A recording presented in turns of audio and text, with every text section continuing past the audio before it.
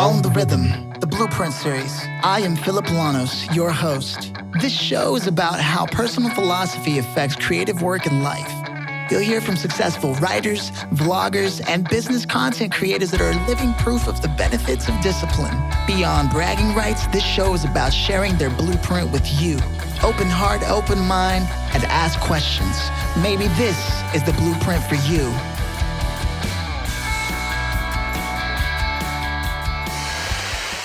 Thank you so much for tuning in. I am very excited as usual because I take my time picking out my guests. Today's guest is Kevin E. West, a veteran actor with over 62 credits and founder of the Actors Network. Now, Kevin himself has been in shows like Aquarius, Criminal Minds, Bones, Castle, CSI Miami, Justified, Lost, Desperate Housewives. Most importantly, he's also founded the careers or helped found the careers of incredible actors that I'm also fond of, like Masaoka. If you remember the show Heroes, he played Hero. And then there's David Muir, who's known for The Equalizer, Justified, or Maggie Grace, the daughter in Taken, or Mark Gant, who's known for Ocean's 11, and even Amir Talai, who you may have seen on Harold and Kumar. Now, these are things that are important because everyone in there is a working actor. And that's just to name a few. I'm just so thrilled to have someone who has the experience to back up what they say in the biz, especially in an industry where things are always changing. So this blueprint is going to be left behind for those who have ever considered going into the business of acting. And without further ado, I bring to you Kevin E. West. So Kevin E. West, thank you so much for joining me in this conversation, and hopefully we can leave behind an amazing blueprint for people to follow in regards to the world of acting. My pleasure, man. It serves to say that acting isn't necessarily looked highly upon by parents. It isn't looked highly upon by society unless you are the actor yourself and you're in those circles. People usually go, oh, you're an actor, especially when you're trying to get a date. Somehow or some way or another, people just seem to look at it funny. And I have to get your touch on this because this show focuses so much on personal philosophy and how it affects creative work in life. I want to know, as a successful actor who's been working in the business for years, I want to know what your mindset is when it comes to that and that idea. Well, when I first started, Philip, I can't say that I had a mindset about it, which is one of the reasons why I think we're discussing this, because whatever age you are, even I discovered through, having founded the Actors Network, that I had plenty of people who came into the organization, Philip, who were coming into being an actor, let's say later in life, like they'd made their money and they'd done various things and it was something they always wanted to do. So whether they were coming in at 15 or 50, I sort of discovered that somehow the mentality about this profession oddly was the same. On the outside looking in, I think there are two basic factors. One is ability to, also known as an entry barrier, and the other is income. First and foremost, this is a profession or an art, either one, that there is no guideline to say you want to do or that you are, right? I mean, if you want to be a doctor, you want to be a lawyer, there are benchmarks, there's schooling, there's certain things that you have to do to even get to be that. You have to pass the bar. So there's no entry barrier to being an actor. Funny enough, same thing as a producer. You can just wake up one day, get a business card made and go, hey, I'm an actor. So when there's nothing that prevents you from just identifying yourself, it leaves a lot of latitude for it to be anybody. And that you don't have to have anything behind at all of what you do or what you've done to simply say, hey, I'm an actor. So I think that's one of the things that promotes what the question asks is sort of the judgment that we get from others, which, over the course of decades and decades and decades has led our community and the individuals to be somewhat shy or sometimes, a little reclusive about admitting, or as someone might say, living out loud, that, hey, this is what I want to do. And then the other thing is that to presume somehow, Philip, that you want to make money at it. because you could just be an actor and just enjoy performing. You don't have to try to make a living at it. I mean, you're there in New York, where you have a city that you have people all over that city that are proud and successful at being a professional waiter, right? Fair enough. Mm-hmm. I mean, in a city like New York, you have that.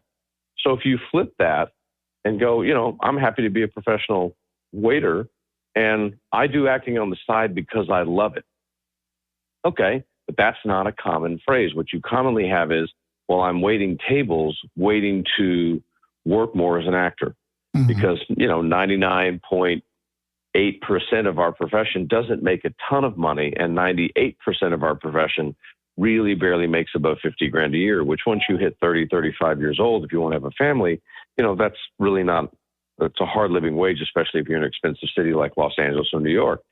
So I have an old joke that I used to say all the time, Philip, about how the paradox that being an actor is, and this is it.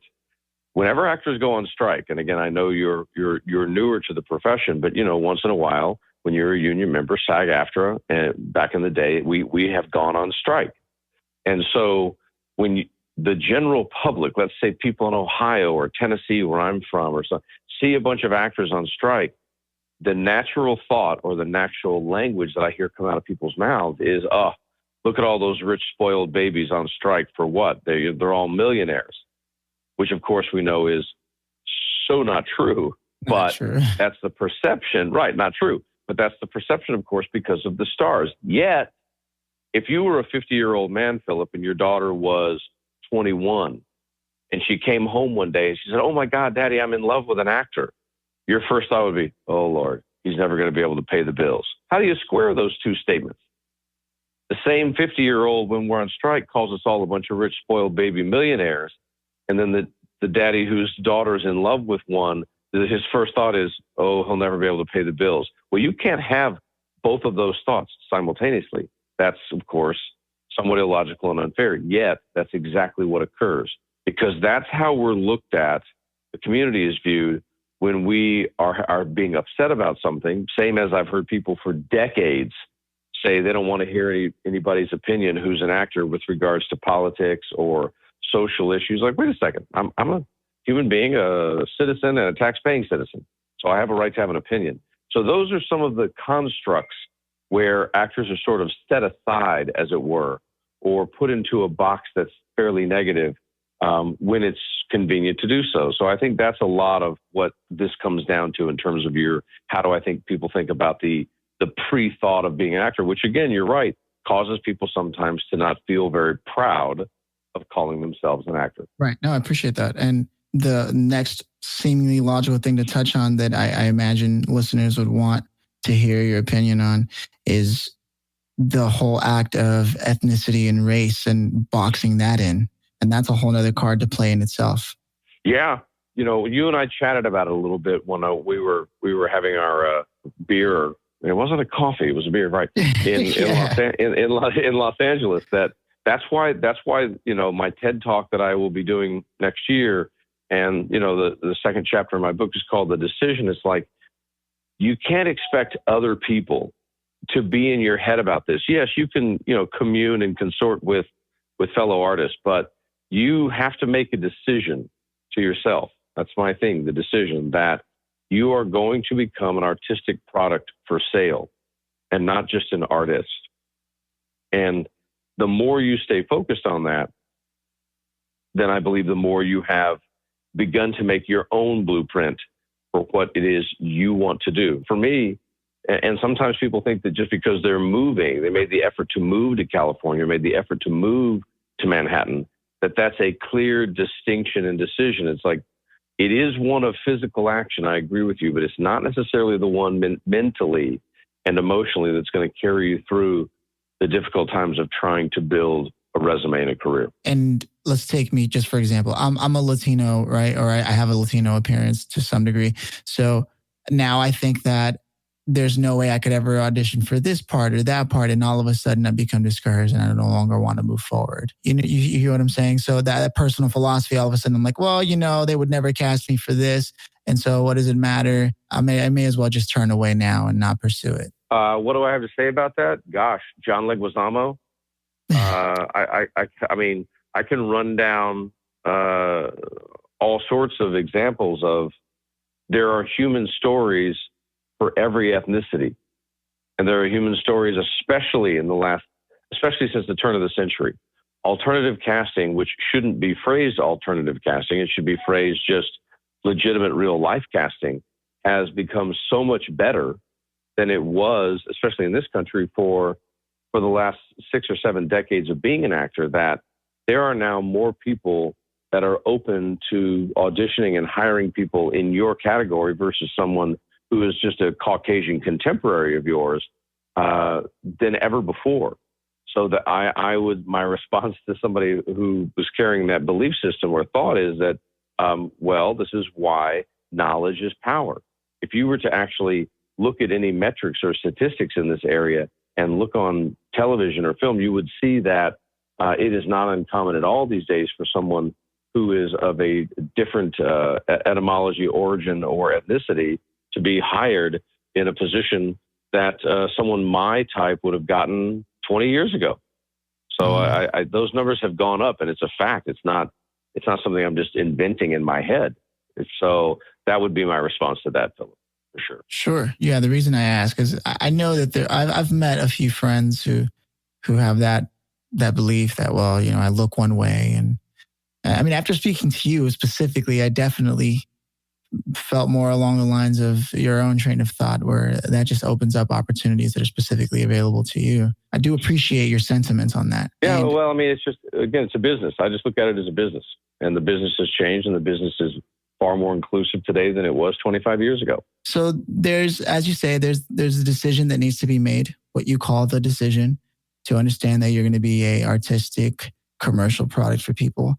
And once that decision's been made, what is the best way to illustrate this is a hardworking actor? This is someone who gets up at a specific time and does these specific things and goes out for these specific things? Or is that all relative to the individual, and it's more about just the mindset individually with the decision? And no, that's an appropriate blueprint type question, Phillip. It's not relative to at all. The specifics of what you may be doing every day might be a little more relative to somebody, their lifestyle, their type, or whatever. But what it would be, as it is in any profession, and this is why maybe it's because I was a former athlete who wanted to be a professional. Maybe it's because of how I grew up. And some people do have this, and it's a work ethic that is associated with something that doesn't have a specific guaranteed return. And again, starting to pursue being an actor is not a time in, money out business. You can put in 70 hours in a week and make nothing. So this is part of the challenge of this. But the answer to your question is simply executing a consistent game plan on a weekly basis. There you go. That number of words, whatever that was, that's what it is. It is executing, that's why it's the first word, a consistent game plan on a weekly basis, which means you have to have a game plan. You had to have put together something that you're going to do in various areas towards being a professional becoming a professional working actor. That is a game plan, and then executing it consistently, which means every week on a weekly basis. And it's not a daily basis. It's not the same as working out. It's not the same as whatever your diet or nutritionary sort of boundaries are. It's a weekly basis, because in our profession, there's a lot you could accomplish in 2 or 3 days out of that week. And then maybe the other 3 or 4, you don't do as much just based on your sort of current work schedule or life schedule, but it's still a matter of doing it consistently and having a game plan. So you make a decision, you put together a game plan, and then you pursue that game plan through weekly execution. And, you can tweak and change that game plan over time, Phillip, but that is not relative to someone's type. That is simply a principle that works in any profession of any kind. Love it.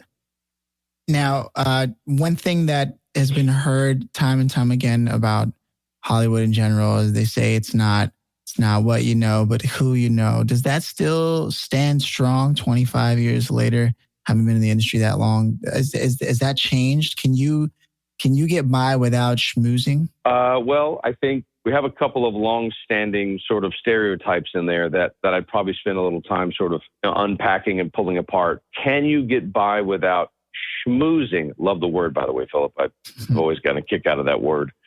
Schmoozing.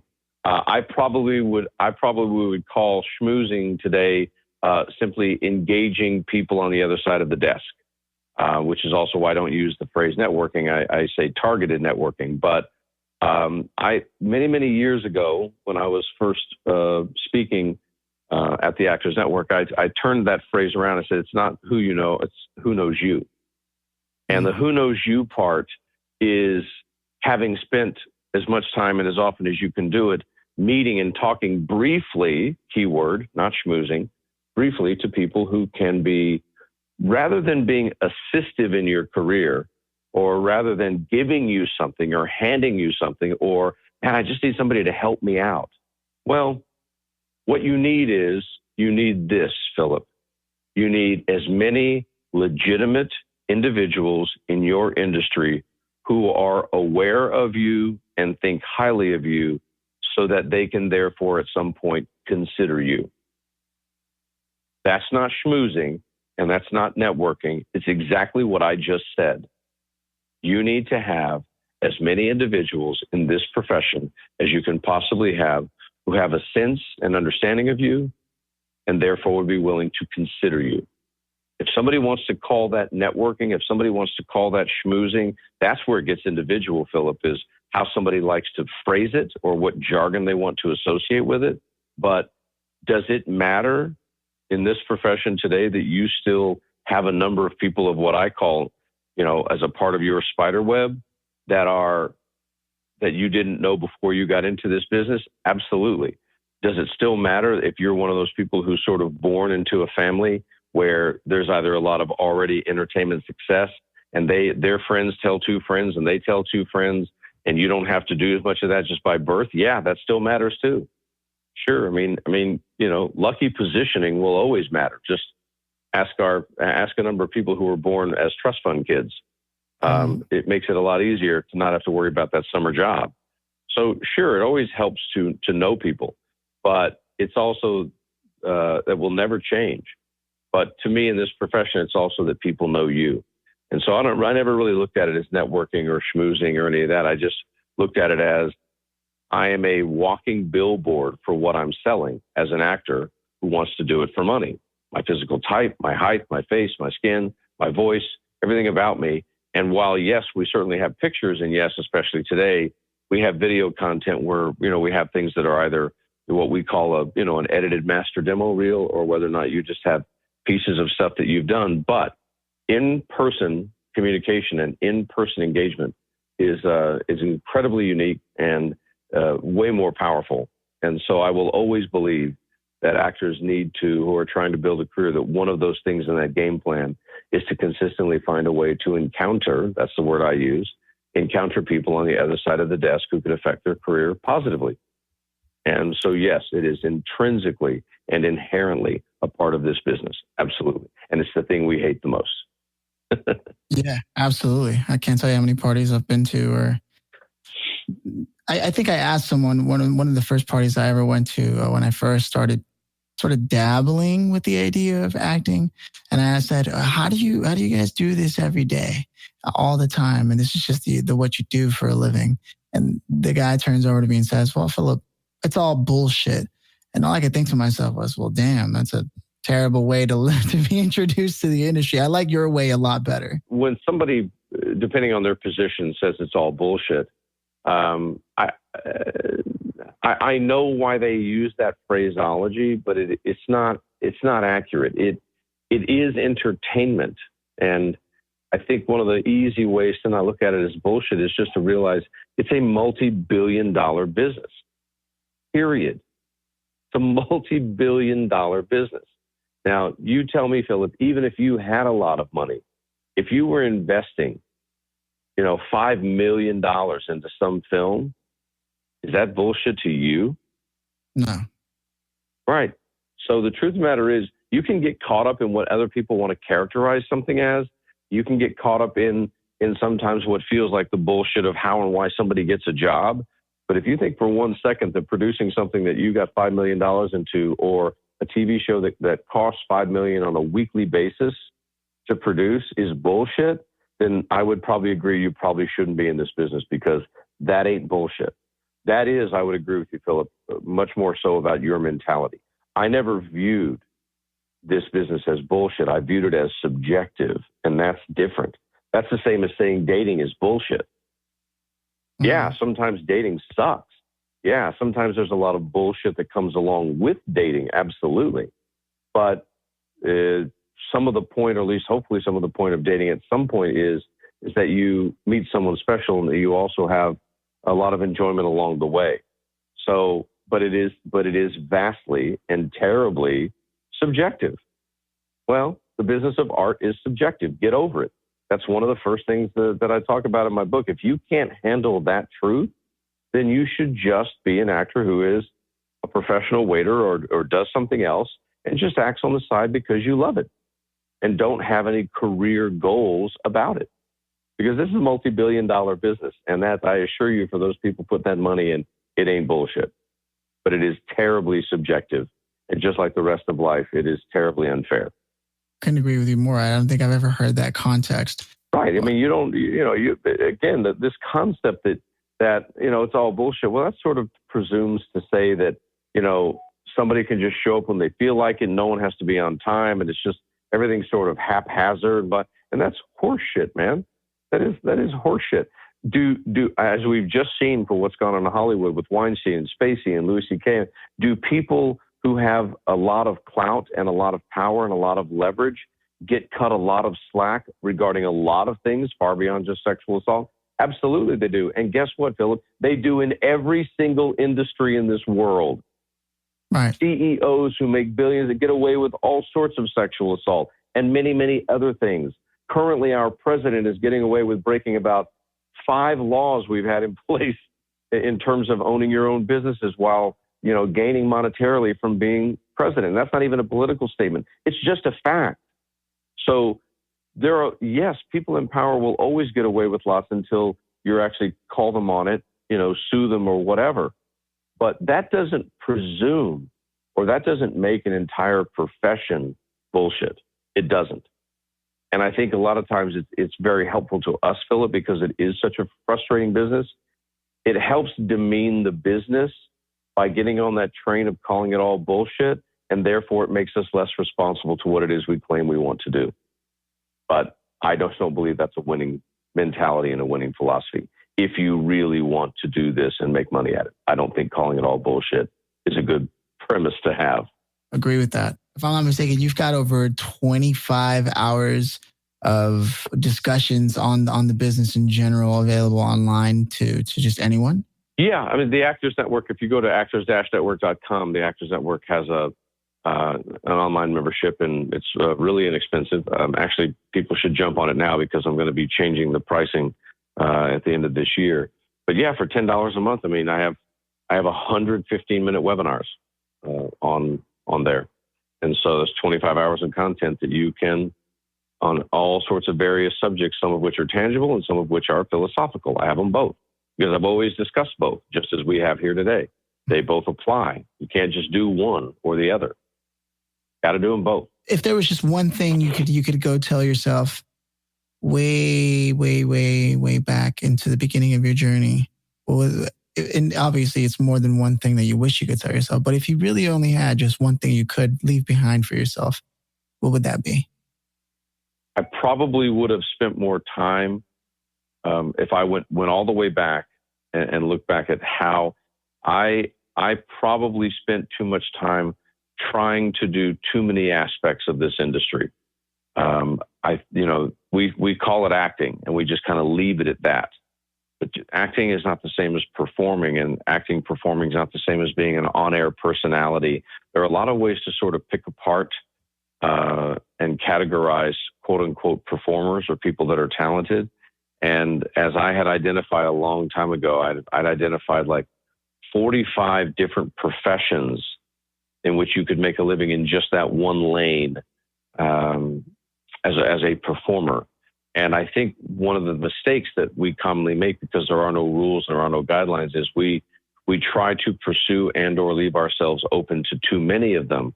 Whereas some people are very, very clear, Philip, right off the bat, that I just want to do stand-up comedy, or I just want to be a singer, or I just want to do voiceover, or I just want to do ...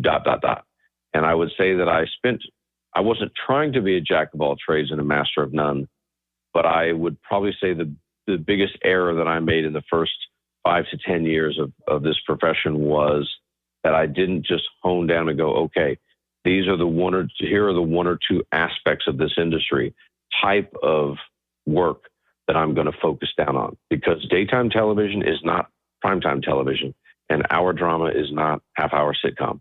So that's probably the one thing I would say is try not to tackle it all. Be really specific and learn really early on what turns you on the most as a performer, and really pursue everybody and everything related to that, what I call in my book, area of industry. That's probably the one thing I'd say today. Yeah. Yeah. You have me thinking right now, what are the other 42? Oh, well, they're all in my book, man. Amazing. Well, hey, Kev, thank you so much, man. I think this is plenty. If people want to learn more, they should find you where? You can go to actors-network.com or just put the Actors Network in Google. My website is kevinewest.com. My Twitter's @TheKevinE.